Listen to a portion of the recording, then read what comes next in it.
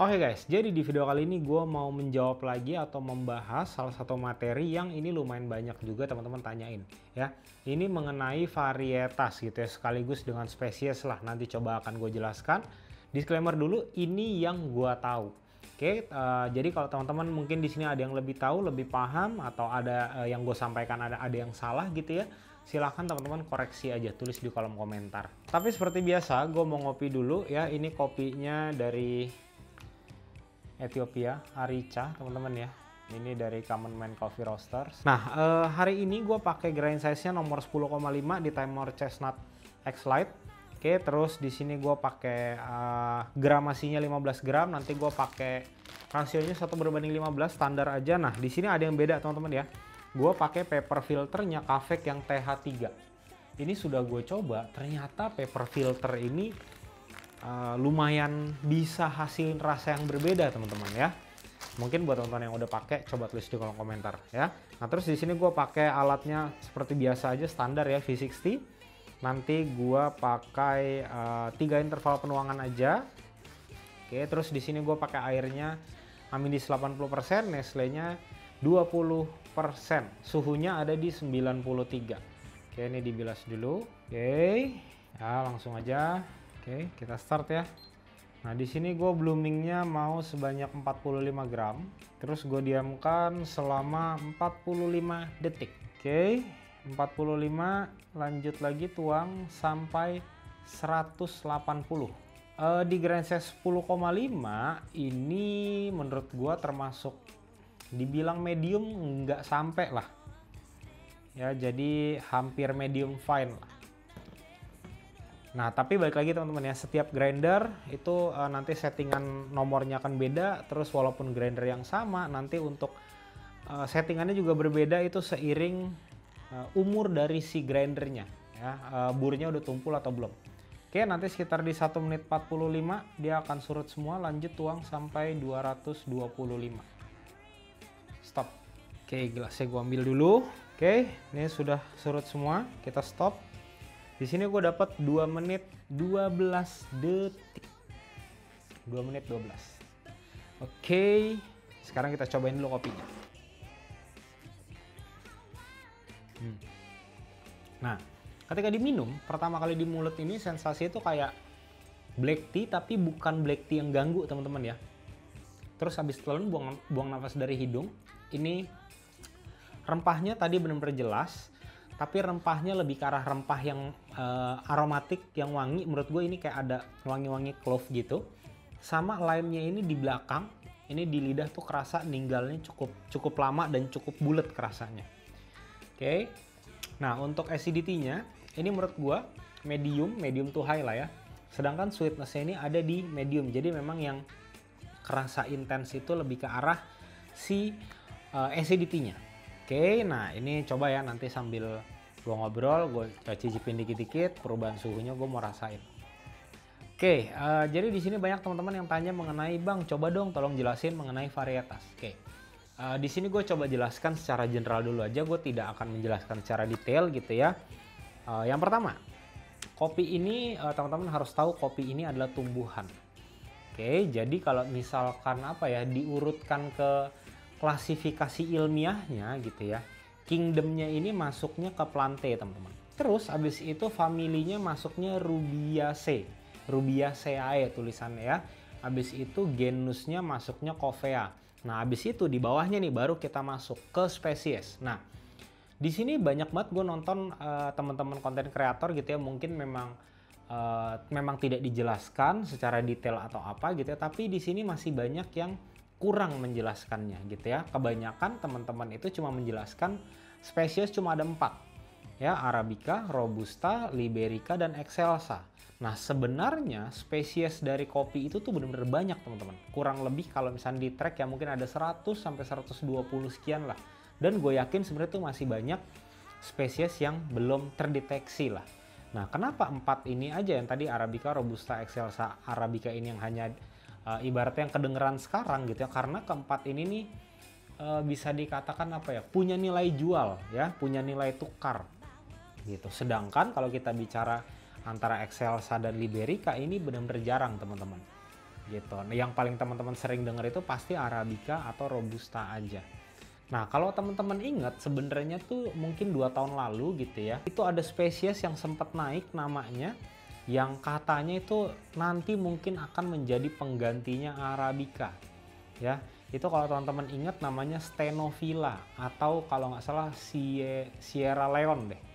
Ya, itu kalau teman-teman ingat tuh sekitar 2 tahun lalu. Nah, spesies itu sempat naik tuh namanya. Nah, sebenarnya banyak lagi spesiesnya. Kalau tidak salah itu ada Kongo atau apa ya. Terus ada beberapa lagi. Nah, mungkin kalau tonton di sini ada yang tahu spesies-spesiesnya apa aja, coba tulis di kolom komentar. Nah, di sini gue tidak mau menjelaskan secara detail karakter rasanya seperti apa ya. Nah, habis spesies di bawahnya ada turunannya lagi, varietas. Nah, varietas ini lebih banyak lagi dibandingkan spesies. Oke, varietas mungkin yang teman-teman sering dengar atau sering baca gitu ya di kemasan kopi, mungkin ada varietasnya, ada Geisha, terus ada Tipika, ada Ateng ya, ada Sigara Rutang, Bourbon, itu banyak banget. Nah, dari masing-masing itu punya karakter rasa masing-masing. Nah, mungkin di sini tonton masih bingung loh Bang, terus ini analoginya seperti apa sih gitu ya. Nah, ini gue coba analogikan secara sederhana ya. Spesies ini anggaplah kan tadi ada Arabica, ada Robusta, ada Excelsa, ada Liberica, ada Stenophila, ada Kongo, macem-macem nih. Nah, anggap ini nih kayak buah teman-teman. Buah apa nih ya? Mungkin yang satu ada apel, terus ada mangga, ada pepaya, ada semangka, ada nangka, ada durian, misalkan. Nah, di sini gue bahas spesiesnya khusus yang Arabica aja. Arabica anggaplah teman-teman ini kategorikan itu kayak mangga. Ya, varietas ini turunan bawahnya teman-teman. Mangga di sebelah sini, nah varietas ini turunan bawahnya nih.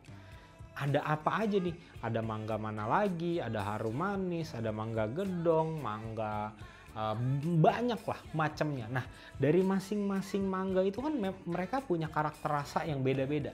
Nah, maka dari itu kenapa sering banget kalau teman-teman lihat itu tuh di kemasan kopi itu pasti akan dituliskan gitu ya, dituliskan varietasnya apa. Nah, ambil contoh deh ya, mungkin yang teman-teman yang awam yang tidak terlalu paham gitu ya, varietasnya itu biasanya yang paling mahal itu saat ini harusnya Geisha ya, karena kayaknya minggu lalu itu kalau tidak salah ya, per kilonya itu tembus harganya sampai ratusan juta teman-teman ya. Jadi kalau nggak salah 30 kg itu 9M kalau nggak salah, itu tembus harga tertinggi saat ini ya, itu yang paling mahal gitu teman-teman. Nah, kenapa Bang kok harganya bisa mahal? Yang pasti yang pertama itu sudah melalui proses penilaian dulu ya. Penilaian ini dari segi apa? Dari segi rasa kopinya ya. Biasanya ini yang gue pernah dikasih ya sama Pak Hendry ya dulu. Beliau habis pulang kalau nggak salah dari Dubai gitu ya, terus gue dikasih cobain kopi. Ini kopi kompetisi yang dipakai sama Sultan Dubai, itu memang rasanya tuh nggak seperti kopi-kopi yang pernah gue cobain sebelumnya ya. Even kopi Geisha pun gitu ya, yang sama itu rasanya benar-benar beda banget teman-teman ya. Rasa kopi yang pada saat itu yang gue ingat itu lebih ke arah kayak ada apa ya, kayak ada wine-nya ya, terus bener-bener halus banget, aromatik banget, manis banget gitu. Nah, jadi teman-teman di sini nggak usah terlalu bingung ya kalau misalkan nanti mungkin teman-teman lihat kemasan kopi gitu ya. Wah, ini kok kalau teman-teman lihat nih ya, di sebelah sini mendetail sekali nih ya. Karena memang sebenarnya salah satu apa ya, bisa dikatakan salah satu maksud dan tujuan dari specialty coffee itu adalah kopinya ini sebisa mungkin buat yang minum atau yang ngebrew itu tuh benar-benar tahu nih ya, ini siapa yang tanam gitu ya, terus ini tumbuh di ketinggian berapa gitu. Ini supaya bisa di track lah, jadi teman-teman bisa lebih kenal jelas kopinya seperti apa gitu ya. Nah, terus ada beberapa pertanyaan lagi mengenai Arabica dan Robusta gini ya. Beberapa orang nanya ke gua gitu ya, entah di video atau di DM, mereka tanya gini, Bang, saya ini nggak bisa minum kopi Arabica ya, karena kopi Arabica ini asam. Saya bisanya minum Robusta ya. Nah ini mungkin teman-teman sudah banyak yang bahas ya, udah banyak yang bahas bahwa sebenarnya Arabica itu akan lebih aman dibandingkan Robusta ya, karena kadar kafein dari si Arabica ini itu tuh lebih sedikit. Sedangkan anggap gini ya, mungkin angka, kita ngomong dari angka nih, angka kafein di Arabica itu 5. Tetapi kalau di Robusta ini kadar kafein itu 10. Jadi dia 2 kali lebih banyak. Oke, ini hanya secara general aja. Nah, yang mana yang gue tahu gitu ya, memang kafein itu ketika mungkin teman-teman di sini ada yang bermasalah sama lambung gitu ya, itu menurut gue akan lebih bisa memicu. Ya mungkin entah jadi asam lambungnya naik, mungkin nanti jadi GERD, nanti mungkin jadi gemeteran atau apa gitu ya. Tapi teman-teman di sini banyak yang salah sangka. Ya banyak yang bilang bahwa saya nggak bisa minum Arabica itu karena asam. Gini teman-teman, kalau secara general gitu ya, secara rasa ya memang kopi Arabica itu pasti rasanya akan lebih asam ya, atau ada acidnya. Nah di sini teman-teman harus bedakan antara acid sama sour. Ini dua hal yang beda teman-teman ya. Walaupun kalau diartikan sama-sama asam, tapi ini konotasinya beda. Kalau acid ini atau acidity ini masuknya itu lebih ke arah konotasi yang positif. Kalau yang sour ini masuknya ke konotasi itu negatif, dan memang efeknya juga lebih negatif. Nah, buat teman-teman di sini yang mungkin mahnya bermasalah, jangan lupakan satu hal ya. Jangan lupakan yang namanya black beans. Nah, black beans ini memang kita susah untuk ngeceknya, apalagi buat teman-teman yang awam atau cuma peminum kopi. Ya, black beans itu apa bang? Jadi black beans ini adalah kopi yang dia itu sudah busuk di pohon. Ya kalau teman-teman tahu, green bean itu warnanya kan greenish, bluish ya, agak-agak kehijauan. Nah kalau misalkan black beans ini, dia tuh beansnya warnanya hitam. Ya jadi belum di roasting pun itu warnanya sudah hitam. Nah kopi yang seperti ini ketika masuk atau di dalam minuman kopi teman-teman ini ada black beansnya, itu sudah dijamin mah teman-teman akan hancur kacau balau.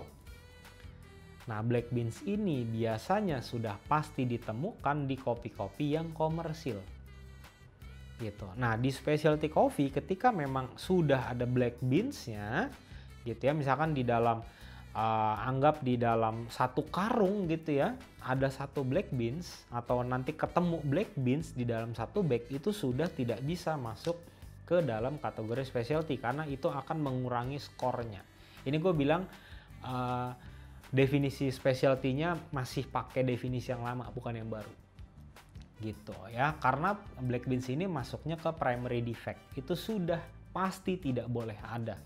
Nah mungkin teman-teman di sini yang mahnya bermasalah segala macam gitu ya, kemungkinan besar ini biasanya minum kopi yang harganya cenderung murah gitu. Karena balik lagi teman-teman ya, di sini dari satu pohon kopi ya pada saat panen itu tidak ada satupun yang dibuang ya, tidak ada satupun yang dibuang sia-sia. Oke, kalau teman-teman pernah dengar kaskara itu dari si kulit buah kopinya gitu ya, jadi itu dikeringin segala macam terus diseduh bisa jadi teh. Ada juga yang kulit dan dagingnya itu dibikin jadi minuman beralkohol, ada juga teman-teman ya, entah itu mungkin setelah proses pengupasan kulit segala macam ya, nanti kan di sorting lagi gitu ya, itu mungkin ada biji yang pecah, ada yang bolong segala macam, itu tidak dibuang ya, itu akan dijual kemana? Ke orang-orang yang memang butuhnya grade-nya bukan grade specialty. Makanya kalau teman-teman pernah dengar grade asalan segala macam, nah itu gitu, mungkin di dalam itu mungkin kualitas dari kopinya sudah sangat beragam lah gitu ya. Maka dari itu kalau teman-teman mungkin di sini yang hanya peminum kopi terus kaget, loh kok kopi harganya mahal sekali ya, mungkin satu bag 200 gram gini ya atau 250 gram ini mungkin kok harganya sampai sampai ada yang 200.000, ya mungkin ada yang 190.000. Ya, memang kalau saat ini harga kopi yang kita bicara benar-benar pure specialty itu sudah pasti akan mahal gitu, karena dari proses perawatannya pun mahal. Sama lah seperti buah-buah lah ya.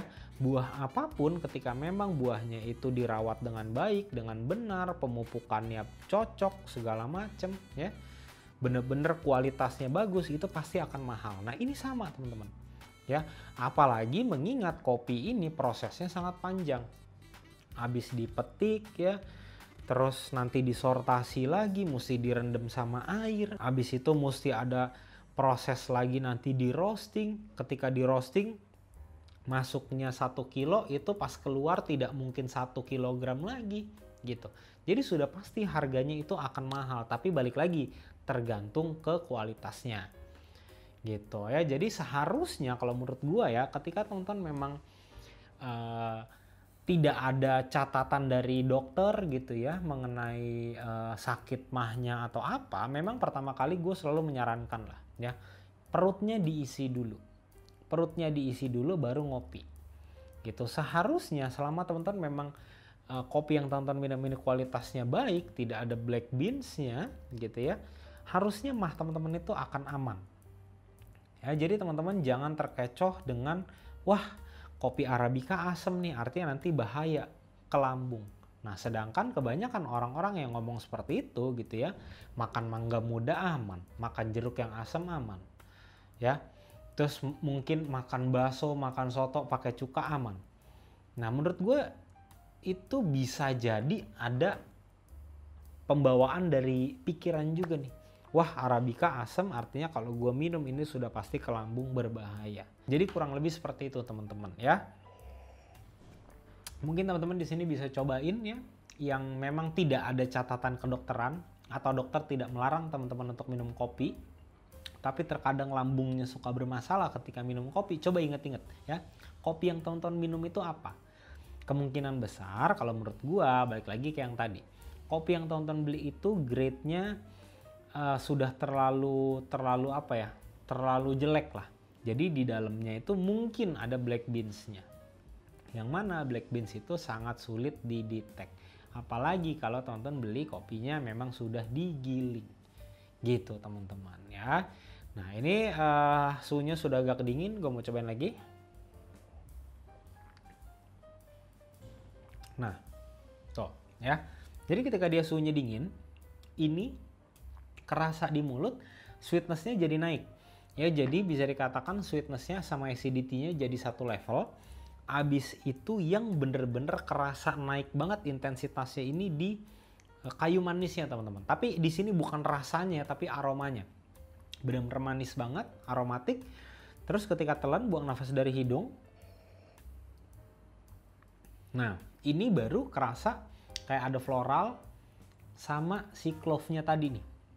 Ya, floralnya benar-benar penuh di rongga hidung, di rongga mulut, sama aroma clove-nya tuh hint muncul di belakang. Jadi benar-benar aromatik banget. Nah, ini adalah salah satu alasan kenapa gue akhirnya bisa penasaran sama specialty coffee, karena gue ngerasa, loh, kok kopi rasanya bisa seperti ini gitu ya.